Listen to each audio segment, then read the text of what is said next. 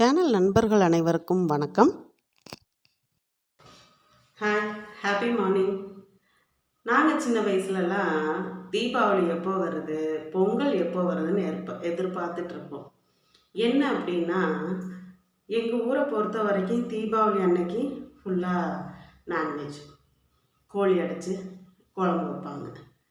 அப்புறம் பொங்கலுக்கு மறுநாள் கருநாளுங்கிறதுனால மட்டன் அன்னைக்கு எடுத்து என்ன செய்யணுமோ எல்லா குழம்பு வறுவல் அந்த ஆட்டோட எல்லா ஸ்பேர் பார்ட்ஸும் வீட்டில் இருக்கும். அந்த மாதிரி அம்மா சமைச்சு கொடுப்பாங்க. ஆனால் இப்போ நம்ம பிள்ளைங்கக்கிட்ட அப்படியெல்லாம் சொல்ல முடியாது. சண்டே வந்துடுச்சுன்னா சண்டே அன்னைக்கு ஸ்பெஷலாக என்ன பண்ண போகிறீங்கன்னு தான் கேட்பாங்க. அதுவும் குறிப்பாக பார்த்தீங்கன்னா நமக்கெல்லாம் விதவிதமாக அம்மா செஞ்சு நம்ம சாப்பிட்டது கிடையாது. அம்மா வைக்கிற அந்த அம்மிகளில் மசாலா அரைச்சி வைக்கிற அந்த குழம்போட ருசியே தனி. ஏன்னா நம்ம வருஷத்துக்கு ஒருக்க தானே சாப்பிட்றோம். குழந்தைங்க அப்படி இல்லைல்ல. இப்போ அவங்களோட வாரத்துக்கு வாரம் நம்ம நான்வெஜ் செய்கிறதுனால விதவிதமாக வேணுங்கிறாங்க. இல்லைன்னா ஹோட்டல் கூட்டிகிட்டு போங்கங்கிறாங்க. இருக்கிற வருமானத்தில் ஸ்கூல் ஃபீஸு, காலேஜ் ஃபீஸு, வீட்டு செலவு இதுகளெல்லாம் மெயின்டைன் பண்ணுறதுக்குள்ளார ஹோட்டலுக்கு போகிறதுக்கு எங்கெங்க மிடில் கிளாஸ் ஃபேமிலிக்கு டைம் இருக்குது, பணம் எங்கே இருக்குது சொல்லுங்கள் பார்க்கலாம். அதனால பெரும்பாலும் ஹோட்டலுக்கு போகிறதில்ல. நான் நான்வெஜ் சாப்பிட மாட்டேன், முட்டை கூட சாப்பிட மாட்டேன். ஆனால் பிள்ளைங்களுக்கு என்ன வேணுமோ செஞ்சு கொடுத்துருவேன். அப்படி இன்றைக்கி சண்டே மத்தியானம் பிள்ளைங்களுக்கு என்ன செஞ்சு கொடுத்தேன் அப்படிங்கிறத வீடியோவை பார்க்கலாம். வீடியோவை பார்க்குறதுக்கு முன்னாடி நம்ம சேனல் அம்மாவின் கையளவு சோறு சேனலை சப்ஸ்கிரைப் பண்ணாதவங்க சப்ஸ்கிரைப் பண்ணிக்கோங்க. சப்ஸ்கிரைப் பண்ணும்போது ஆளுங்கிற பெல் பட்டனோட சப்ஸ்கிரைப் பண்ணிக்கோங்க. அப்போ தான் நான் போடக்கூடிய வீடியோஸ் எல்லாம் உடனுக்குடனே நோட்டிஃபிகேஷனில் கிடைக்கும். உங்களோட வீட்டில் குழந்தைங்க எப்படிங்கிறத கமெண்ட் பாக்ஸில் சொல்லுங்கள். நீங்கள் சின்ன வயசில் உங்கள் வீட்டில் நினச்சா நான்வெஜ்ஜு எடுத்து வீட்டில் செஞ்சு கொடுப்பாங்களா, இல்லை என்ன மாதிரி நீங்களும் பொங்கல் தீபாவளி எப்போ வரும்னு எதிர்பார்ப்பீங்களாங்கிறத மறக்காமல் கமெண்ட் பாக்ஸில் சொல்லுங்கள். அம்மாவோட ரெசிபிஸ் உங்களுக்கு பிடிக்கும்னு நினைக்கிறேன். ரொம்பவே நல்லாயிருக்கும். குழந்தைங்க சொல்லுவாங்க ரொம்ப சூப்பராக இருக்குதுமா அப்படின்னு. இன்றைக்கெல்லாம் பார்த்திங்கன்னா 2-3 தடவை சாப்பிட்டாங்க. நமக்கு அது சந்தோஷம். நான் சாப்பிடாட்டாலும் எனக்கு செஞ்சு கொடுத்து பிள்ளைங்க சாப்பிட்டு நல்லா இருக்குதுன்னு சொல்லும்போது ஒரு மனசுக்கு ஒரு திருப்தி வரும். இதுதானுங்க அம்மாவோட மனசுங்கிறது. அவ்வளோதான். நம்ம அம்மா அப்படித்தானே நமக்கு செஞ்சு கொடுத்து நம்ம சாப்பிட்டு நல்லா இருக்குதுமா அப்படின்னு கூட கொஞ்சம் சாப்பாடு வாங்கி சாப்பிடும்போது நம்ம அம்மாவும் அப்படித்தானே சந்தோஷப்பட்டுருப்பாங்க இல்லையா? வாங்க இன்றைக்கி என்ன சமையல், இன்றைக்கி எங்கள் பிள்ளைங்களுக்கு என்ன நான் செஞ்சு கொடுத்தேங்கிறத வீடியோவாக பார்க்கலாம். தொடர்ந்து ஸ்கிப் பண்ணாமல் பாருங்கள். வாங்க வீடியோக்குள்ளே போகலாம். 1 கிலோ அளவுக்கு லெக் பீஸ் மட்டும் வாங்கிட்டு வந்து நல்லா கழுவி சுத்தம் பண்ணி எடுத்திருக்கேன். இந்த லெக் பீஸை ஒரு மணி நேரத்துக்கு ஊற வச்சிடலாம். 1 கிலோ அளவு லெக் பீஸ் இருக்கிறதுனால புளிப்பு இல்லாத தயிர் 4 ஸ்பூன் அளவு எடுத்துருக்கிறேன். நான் எடுத்த ஸ்பூனை பார்த்துக்கோங்க. இந்த ஸ்பூனுக்கு தான் 4 ஸ்பூன் எடுத்துருக்கிறேன். 1/2 ஸ்பூன் அளவுக்கு மஞ்சத்தூள் சேர்த்துக்கோங்க. தயிர், மஞ்சத்தூள், உப்பு இதெல்லாம் சேர்த்து நம்ம இந்த லெக் பீஸை நல்லா ஊற வைக்கும்போது உங்களுக்கு சாஃப்டாகவும் இருக்கும். நீங்கள் சாப்பிடும்போது எடுத்து அப்படியே ஜூஸியாகவும் இருக்கும். ரப்பர் மாதிரி இருக்காது. எப்போவுமே நார்மலாக லெக் பீஸுன்னு இல்லை, சிக்கன் வாங்கினாலும் இந்த மாதிரி தயிர், உப்பெல்லாம் சேர்த்து நீங்கள் கொஞ்சம் நேரம் ஊற வச்சுட்டு செய்து பாருங்கள். உண்மையிலே நல்லா சாஃப்டாக இருக்கும். சிக்கனும் சீக்கிரம் வெந்துடும். நான் இன்றைக்கி என்ன செய்ய போகிறேன் அப்படின்னா மலாய் சிக்கன் தான் செய்ய போகிறேன். கிட்டத்தட்ட இந்த சிக்கனுக்குன்னு ஒரு கதையே இருக்குதுங்க. வீடியோவை ஃபுல்லாக பாருங்கள். நம்ம பேசிக்கிட்டே சமைக்கலாம். நல்லா இந்த மாதிரி ஒன்று போல் சிக்கனில் அந்த தயிரெல்லாம் பரவுற மாதிரி நல்லா கலந்து விட்டுக்கோங்க. ஒன்று போல் கலந்துட்டு குறைஞ்சது ஒரு 1/2 மணி நேரமாவது ஊற வைக்கணும். சிக்கன் ஊறிட்டு இருக்கட்டும். இன்றைக்கி நம்ம குப்பூஸ் தான் பண்ண போகிறோம். இந்த குப்பூஸ்க்கும் இந்த மலாய் சிக்கனுக்கும் ரொம்பவே நல்லாயிருக்கும். வெதுவெதுப்பான தண்ணி ஒரு 1/2 டம்ளர் அளவுக்கு எடுத்திருக்கேன். அதில் 1/2 ஸ்பூன் உப்பு சேர்த்துருக்கேன், 1/2 ஸ்பூன் சர்க்கரை சேர்த்துருக்கேன். நான் இன்றைக்கி ஈஸ்ட்டு சேர்க்க போகிறதில்ல.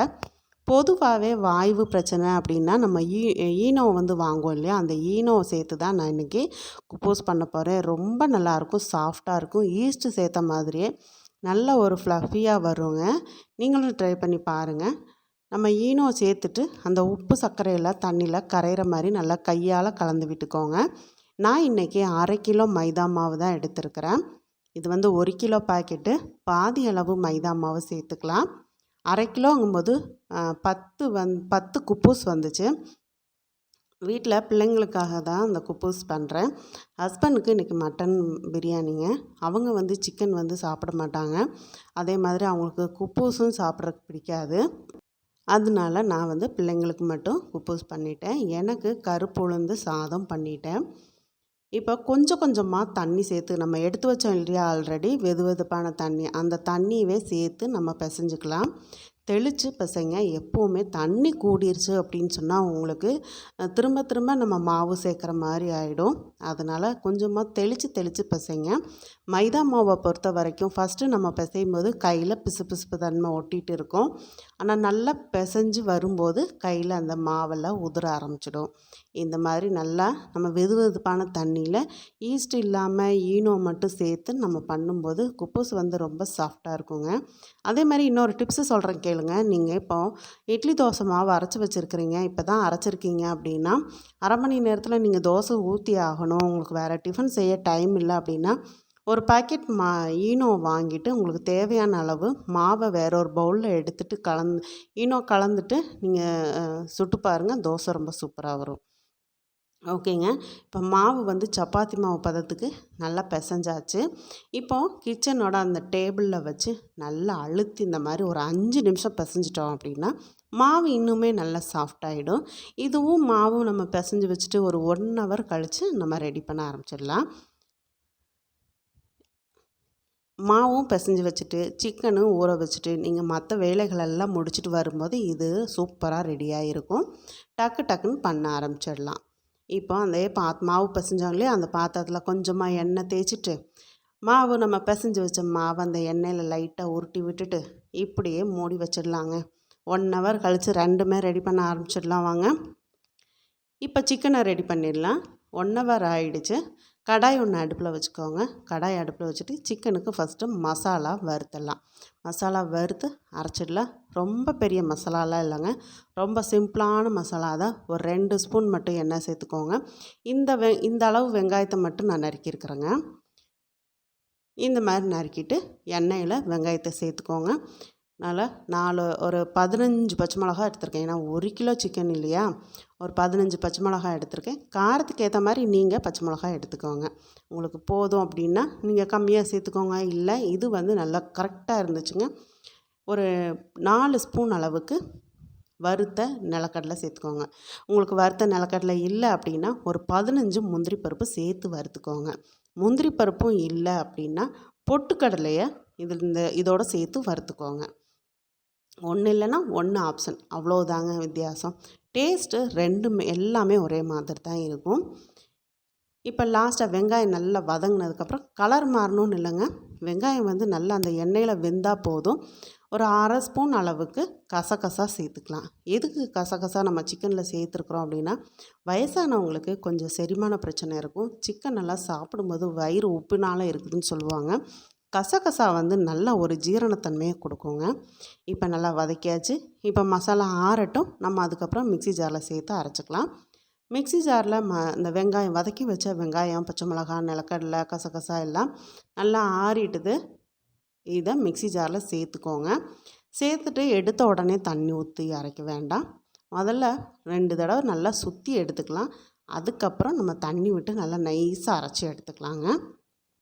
இந்த சிக்கன் வந்து நான் எப்போ கற்றுக்கிட்டேன் தெரியுமா, 1994 வந்து திருப்பூரில் பிளாட்டோஸ் அகாடமின்னு சொல்லி ஒரு ஹாஸ்டல் இருக்குது. அந்த ஹாஸ்டலில் அவங்க வந்து ஆங்கிலோ இண்டியன் தான் நடத்தினாங்க.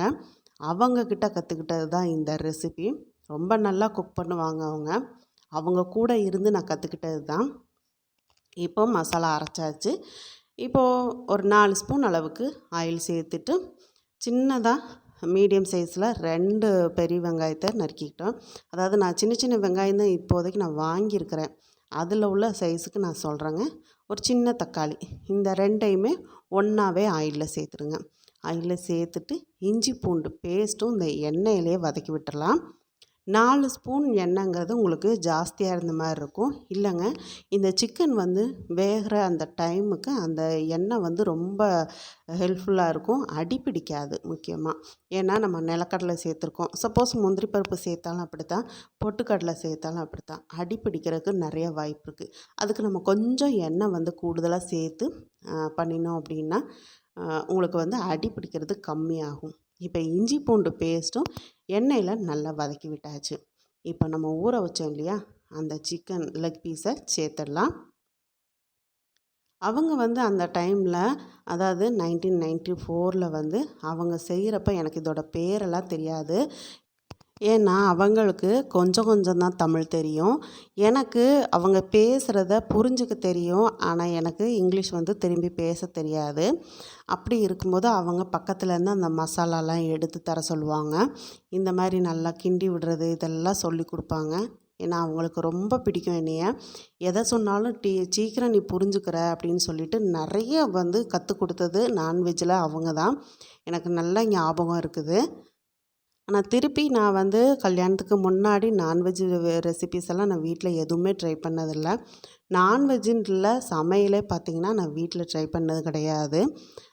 இங்கே கல்யாணம் முடிஞ்சு வந்ததுக்கு அப்புறம் தான் நான் இங்கே வந்து சமைக்கவே ஆரம்பிச்சிருக்கிறேன். இப்போ நம்ம சிக்கனை சேர்த்துட்டு சிக்கனில் ஊற வச்ச அந்த தயிரும் சேர்த்து நல்லா ஒரு 3 நிமிஷம் அப்படியே கரண்டி வச்சு பிரட்டி விட்டோம். பிரட்டி விட்டு மூடி போட்டு கரெக்டாக ஒரு 3லேருந்து 4 நிமிஷம் விட்ட அப்புறம் நல்லா அந்த தண்ணியெல்லாம் வற்றி பார்த்திங்கன்னா நல்லா அந்த சிக்கன் பாதி அளவுக்கு வெந்துடுச்சு. இப்போ நம்ம அரைச்சி வச்சோம் இல்லையா மசாலா, அதை சேர்த்துடலாம். மிக்ஸி ஜாரில் கொஞ்சம் தண்ணி சேர்த்துக்குவோம். தண்ணி வந்து நம்ம எடுத்த உடனே அதிகமாக சேர்த்துற வேண்டாம். கம்மியாக, அதாவது மிக்ஸி ஜாரில் ஒரு 1/2 டம்ளர் அளவுக்கு மட்டும் தண்ணி சேர்த்து அந்த மசாலாவை அலசி சிக்கனில் சேர்த்தாச்சு. இது வந்து பார்த்திங்கன்னா 1 ஸ்பூன் அளவுக்கு, நான் எடுத்த ஸ்பூன் பார்த்துருப்பீங்க, 1 ஸ்பூன் அளவுக்கு ஹோம்மேட் கரம் மசாலா. சப்போஸ் நீங்கள் வந்து கடையில் வாங்குறீங்கன்னா கரம் மசாலா வாங்கி 1 ஸ்பூன் அளவு சேர்த்துக்கோங்க. மிளகுத்தூள் 1/2 ஸ்பூன் சேர்த்துருக்குறேன். ஆல்ரெடி நம்ம என்ன பண்ணியிருக்கிறோம், மிளகா சேர்த்துருக்குறோம். அதனால் மிளகுத்தூள் நீங்கள் பார்த்துட்டு சேர்த்துக்கோங்க. இது கூடவே சிக்கன் குழம்பு மசாலாத்தூள் 2 ஸ்பூன் சேர்த்துக்கோங்க. சேர்த்துட்டு நல்லா பிரட்டி விட்டுக்கோங்க. மீடியம் ஃப்ளேமில் வச்சுக்கோங்க. மீடியம் ஃப்ளேமில் வச்சு நல்லா அந்த மாதிரி கலந்து விட்டுட்டு, இன்னும் தேவை அப்படின்னா நம்ம தண்ணி சேர்த்துக்கலாங்க. ஏன்னா கலந்ததுக்கப்புறம் நம்ம தண்ணி பத்தலைன்னா சேர்த்துக்கலாம். இதுவே எடுத்த உடனே நிறைய தண்ணி ஊற்றிட்டிங்கன்னு வச்சுக்கோங்க, அப்போ அதை கொதிக்க வைக்கிறதுக்கே ஒரு டைம் ஆகும். ரொம்ப நேரம் கொதிக்க வச்சாலும் அந்த குழம்போட டேஸ்ட்டுங்கிறது இல்லாமல் போயிடும். இப்போ நல்லா மசாலா கலந்து விட்டதுக்கப்புறம் தண்ணி வந்து சேர்க்க வேண்டியிருந்துச்சு. 1 டம்ளர் அளவுக்கு தண்ணி சேர்த்துருக்கேன். 1 டம்ளருங்கிறது நான் சொல்கிறது 200 ml தண்ணி சேர்த்துட்டு நல்லா கலந்து விட்டுக்கோங்க. உப்பு போதுமாங்கிறதும் இந்த டைமில் நீங்கள் செக் பண்ணிக்கோங்க. இனிமேல் வந்து மீடியம் ஃப்ளேமில் வச்சுக்கோங்க. ஏன்னா நான் ஆல்ரெடி சொன்ன மாதிரி நம்ம முந்திரி பருப்பு அல்லது நிலக்கடலை, பொட்டுக்கடலை இது எது சேர்த்தாலும் அடியில் கொஞ்சம் அடி பிடிக்க வாய்ப்பு இருக்குது. அதனால மீடியம் ஃப்ளேமில் வச்சு குறைஞ்சது 10 நிமிஷம் நம்ம வேக விடணும். நல்லா அந்த மசாலா எல்லாம் சிக்கனோட ஒட்டி பிடிச்சி வேகணும். அதனால் நீங்கள் வந்து என்ன பண்ணுறீங்க, மூடி போட்டு கரெக்டாக ஒரு 10லேருந்து 15 நிமிஷம் கூட நம்ம வேக விட்டுக்கலாங்க. நல்லா தளன்னு அந்த ராஸ்மெல் போக கொதிக்கணும். இப்போ இங்கே குப்பூஸ் வந்து ரெடி ஆகிடுச்சு. இதை வந்து நமக்கு விருப்பப்பட்ட உருண்டைகளாக நம்ம எடுத்துக்கலாம். பெருசாக வேணுன்னா பெருசாக எடுத்துக்கோங்க, அல்லது சின்னதாக வேணும்னா சின்னதாக எடுத்துக்கோங்க. நல்ல மாவு சாஃப்டாக ஊறி போய் இருக்குது. நான் வந்து சும்மா இப்படி கையில் எடுக்கிறது ரஃப்பாக தாங்க எடுக்கிறேன். நீங்கள் நினச்சிக்காதீங்க அம்மா வந்து பர்ஃபெக்டாக உருண்டை எடுக்கிறாங்கன்னு, அதெல்லாம் கிடையாது. நான் இந்த பர்ஃபெக்டாக செய்யணுங்கிறதெல்லாம் கிடையாது. எனக்கு பிள்ளைங்களுக்கு டேஸ்ட்டாக செஞ்சு கொடுத்தா போதும்னு நினைக்கிற ஆளுங்க. ஏன்னா நம்ம என்ன ஹோட்டலாக நடத்துகிறோம், இல்லை வீட்டில் இருக்கிறவங்களுக்கு பிடிச்ச மாதிரி நம்ம செஞ்சு கொடுக்க போகிறோம் இல்லையா. அதனால் உருண்டைகள் எல்லாம் பெருசு சிறுசு அப்படியெல்லாம் எனக்கு கணக்கு கிடையாது. கையில் சும்மா வந்த மணிக்கு உருண்டைகளை எடுப்பேன். அப்புறம் பார்ப்பேன் எது கரெக்டாக இருக்குதுன்னு பார்த்துட்டு எல்லாத்துலேருந்து கொஞ்சம் கொஞ்சம் பிச்சு உருண்டைகளை ரெடி பண்ணிக்குவேன். இப்போ அந்த மாதிரி உருண்டைகள் எல்லாம் நல்லா உருட்டி ரெடி பண்ணியாச்சு. இப்போ சப்பாத்தி கட்டையை எடுத்துக்கலாம். சப்பாத்தி கட்டை மேலே மைதா மாவை இந்த மாதிரி தூவி விட்டுக்கோங்க. ஒரு உருண்டையை எடுத்துட்டு ரொம்ப லேசாகவும் இல்லாமல் ரொம்ப திக்காகவும் இல்லாமல் ஒரு மீடியமான அந்த திக்னஸோட நீங்கள் வந்து தேய்ச்சிக்கலாம். நம்ம சப்பாத்தி மாவெல்லாம் தேய்க்கிறோம், சப்பாத்தியெல்லாம் தேய்க்கிறோம் இல்லையா, அதே மாதிரி தாங்க. ஆனால் இது டேஸ்ட் வந்து நல்ல வித்தியாசமாக இருக்கும். அம்மா நீங்கள் தான் நான்வெஜ்ஜு சாப்பிட்றது இல்லையே, நீங்கள் எப்படி டேஸ்ட் நல்லாயிருக்கும்னு சொல்கிறீங்க அப்படின்னா, அப்படி இல்லை தங்கம். நான் வந்து கிட்டத்தட்ட இப்போ 1 வருஷமாக தான் நான் நான்வெஜ்ஜு சாப்பிட்றதில்ல, முட்டை கூட எடுத்துக்கிறதில்ல. அதுக்கு முன்னெல்லாம் நான் எல்லா ரெசிபீஸும் நான் ட்ரை பண்ணி சாப்பிட்ருக்கிறேன். குறிப்பாக பார்த்திங்கன்னா என்னெல்லாம் சாப்பிட மாட்டேன்னா, அதாவது மாட்டு இறைச்சி, பன்னி இறைச்சி இதெல்லாம் நான் சாப்பிட மாட்டோம். நான் எங்கள் ஃபேமிலிலேயும் நாங்கள் சாப்பிட மாட்டோம். அதே மாதிரி வாத்து இந்த மாதிரி ஐட்டங்களெல்லாம் நாங்கள் சாப்பிட மாட்டோம். முயல் கறி, வாத்து கறி இந்த மாதிரியெல்லாம் சாப்பிட மாட்டோம். ஒன்லி இந்த சிக்கனு, அப்புறம் நண்டு, மீன், மட்டன் இதெல்லாம் வந்து வீட்டில் எல்லாருமே சாப்பிடுவாங்க. நான் வந்து இப்போ 1 இயராக நான்வெஜ் எதுவுமே நான் சாப்பிட்றதில்ல. இப்போ நம்ம தேய்ச்சி வச்ச அந்த குப்பூஸ் மேலே லைட்டாக மைதா மாவை தூவி விட்டு அடுத்தடுத்து தேய்ச்சி நம்ம வரிசையாக அடுக்கி வச்சுக்கலாம். இங்கே பார்த்திங்கன்னா உங்களுக்கு நல்லா அந்த ஸ்மெல் போக கொதிச்சிட்ருக்குது. இடையில ஓப்பன் பண்ணி நம்ம கிளறி விட்டுக்கணும். ஏன்னா திடீர்னு அடி பிடிச்சிட்டுனா டேஸ்ட்டு போயிடும் இல்லையா. இப்போ கிளறி விட்டாச்சு. இன்னொரு 5 நிமிஷம் கொதிக்கட்டும். அதாவது ஒரு 10 நிமிஷம் கழிச்சு தான் நான் ஓப்பன் பண்ணினேன். இப்போ நல்லா இன்னொரு 5 நிமிஷம் கழிச்சு ஓப்பன் பண்ணும்போது இன்னுமே நல்லா தளன்னு கொதிச்சிடுச்சு. இப்போ நல்லா இந்த மாதிரி கரண்டி வச்சு கிளறி விட்டுக்கோங்க. சிக்கனுமே நல்லா சாஃப்டாக வெந்துடுச்சு. இன்னும் திக்காக விடாதீங்க, ஏன்னா ஆறி வரும்போது இன்னுமே நல்லா திக்காகிடும். மேலாப்பில் கொஞ்சம் மல்லித்தழையை தூவிட்டு அப்படியே நான் 2 ஸ்பூன் அளவுக்கு தேங்காய் எண்ணெயை ஊற்றிட்டு சர்வ் பண்ணுங்கள். சூப்பராக இருக்குங்க. ட்ரை பண்ணி பாருங்களேன் நீங்களும். தேங்காய் எண்ணெய் விட்டுட்டு உடனே நம்ம சர்வ் பண்ணக்கூடாது. ஒரு 5 நிமிஷம் அப்படியே மூடி வச்சுட்டு குப்பூஸ்லாம் ரெடி பண்ணிவிட்டு கையோட சர்வ் பண்ணுங்கள். உங்களுக்கு இந்த ரெசிபி பிடிச்சிருக்கும்னு நினைக்கிறேன். பிடிச்சிருந்துன்னா நண்பர்களுக்கு அப்படியே ஷேர் பண்ணுங்கள். ஷேர் பண்ணி அம்மாவின் கையளவு சோறு சேனலை சப்ஸ்கிரைப் பண்ண சொல்லுங்கள். சப்ஸ்கிரைப் பண்ணும்போது ஆளுங்கிற பெல் பட்டனோட சப்ஸ்கிரைப் பண்ண சொல்லுங்கள். அப்போ தான் நான் போடக்கூடிய வீடியோஸ் எல்லாம் உடனுக்குடனே நோட்டிஃபிகேஷனில் கிடைக்கும். இப்போ பாருங்கள், தோசைக்கல் அடுப்பில் வச்சு நல்லா சூடு பண்ணிவிட்டு திருப்பி மீடியம் ஃப்ளேமுக்கு பண்ணிவிட்டு நம்ம தேய்ச்சி வச்ச குப்பூஸை எடுத்து நல்லா ஒரு பக்கம் செவந்து வரும்போது திருப்பி விட்டுட்டு அந்த செவந்த இடத்துல லைட்டாக எண்ணெய் ஊற்றக்கூடாது. எண்ணெய் ஸ்பூனை அப்படி மேலே தேய்ச்சி விடணும். எப்படி உப்பி வருதுன்னு பார்த்தீங்களா? ரொம்ப சாஃப்டாக இருக்குங்க சாப்பிட்றதுக்கு. இதே மாதிரி நீங்களும் ட்ரை பண்ணி பாருங்களேன். இந்த குப்பூஸும் கூடவே இந்த மலாய் சிக்கன் கறியும் ரொம்பவே நல்ல பெஸ்ட்டு காம்பினேஷன் நான் சொல்லுவேங்க. எப்போவுமே நம்ம மசாலா வறுத்தரைச்சி ஒரு குழம்பு பண்ணும்போது பிள்ளைங்களுக்கு போர் அடிச்சிடும். அவங்க சொல்லுவாங்க, அம்மா ஹோட்டலுக்கு போகலாமா, எப்போ பார்த்தாலும் ஒரே மாதிரி குழம்பு வைக்கிறீங்கம்பாங்க. ஆனால் கொஞ்சம் மாற்றி செஞ்சு கொடுக்கும்போது ஹோட்டல் செலவு நமக்கு மிச்சம் தானே. எப்படினாலும் நான்வெஜ் நம்ம பண்ணி கொடுக்கத்தான் போகிறோம். அதுவே நம்ம பிள்ளைங்களுக்கு வந்து கொஞ்சம் மாறுதலாக செஞ்சு கொடுத்துட்டோம் அப்படின்னா அவங்களும் ஹாப்பி ஆகிடுவாங்க. நமக்கும் ஹோட்டலுக்கு போகிற செலவு மிச்சம். வீடியோ பிடிச்சிருக்கும்னு நினைக்கிறேன். கண்டிப்பாக மறக்காமல் லைக் பண்ணிடுங்க.